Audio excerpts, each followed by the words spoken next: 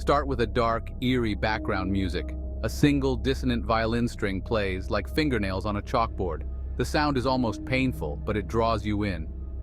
Are you ready to dive into the depths of high school nightmares? Brace yourself for two true horror stories that are not for the faint of heart.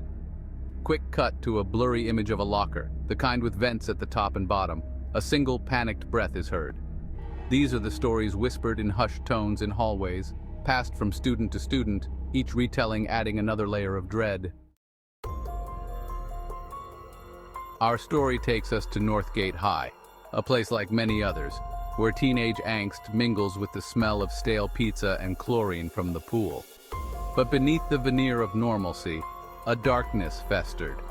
Cut to a yearbook photo of a smiling girl with braces. Her name flashes below, Sarah Jacobs. Sarah Jacobs was a quiet girl, someone you wouldn't notice in a crowd. She kept to herself, her nose always stuck in a book, her eyes downcast. The photo distorts, the edges burning away, leaving a charred hole where Sarah's face once was. A low growl rumbles beneath the narration. No one really knew her story, but everyone knew the locker. Locker 237. The camera slowly pans down a seemingly endless row of lockers, each identical to the last. The numbers on the combination locks tick by, ratcheting up the tension. 236, 237. It stood at the end of the hallway, tucked away in a shadowy alcove that always felt colder than the rest of the school. Quick cut back to the charred yearbook photo. A beat of silence, then the sound of something metallic scraping against metal, slow and deliberate. It started subtly. Students passing by would hear whispers coming from inside the locker, faint, unintelligible murmurs that seemed to seep out from the rusted vents. The camera focuses on the vent of the locker, the metal warped and discolored. A faint white mist escapes from the vent. Some dismissed it as an overactive imagination, the product of late-night cram sessions and too much caffeine. But others, those who dared to linger, swore they felt a cold breath on the back of their necks, a ghostly touch that sent chills down their spines. The camera cuts to a close-up of a student's terrified eyes, reflected in the warped metal of the locker. The scraping sound intensifies. Then the smell started. It was a pungent metallic odor like old blood and rotting meat. The camera pans down to the bottom of the locker where a dark, viscous liquid slowly oozes out, pooling on the floor. The stench permeated the hallway, clinging to clothes and hair, a constant reminder that something was terribly wrong. Cut to black. The scraping metal sound abruptly stops. A beat of silence, then a blood-curdling scream. The school janitor found her. Or rather, what was left of her. Quick cut back to the hallway.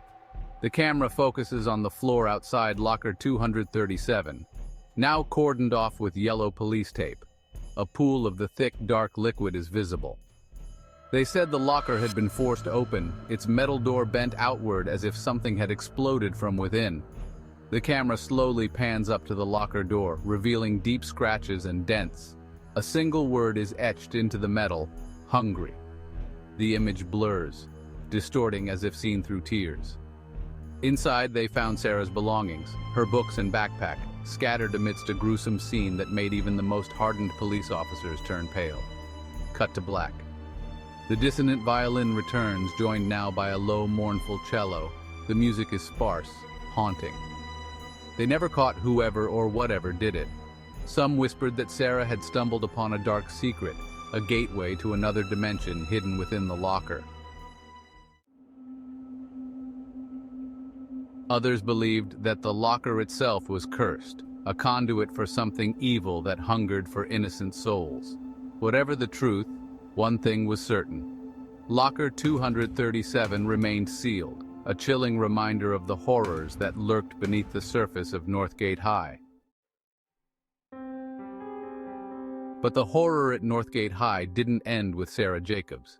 It lingered, a malevolent presence waiting for its next victims.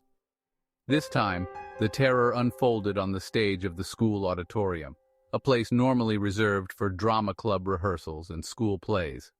But on this night, The only drama unfolding was one of pure, primal fear. It was the night of the spring musical, a much-anticipated event that had the whole school buzzing with excitement. The air crackled with anticipation as students, dressed in their finest attire, filed into the auditorium, their laughter echoing through the grand space. Among them were Michael and Jessica, the stars of the show. They were the epitome of high school sweethearts, their love story playing out both on and off stage. As the curtain rose, a hush fell over the audience. The music swelled, the lights dimmed, and Michael and Jessica took their places at center stage. But as the play progressed, a series of unsettling events began to unfold.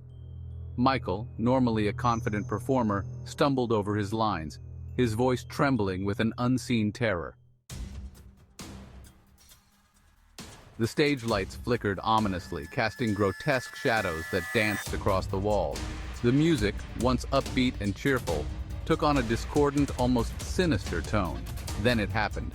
In the middle of a particularly dramatic scene, Jessica let out a blood-curdling scream, her eyes wide with horror.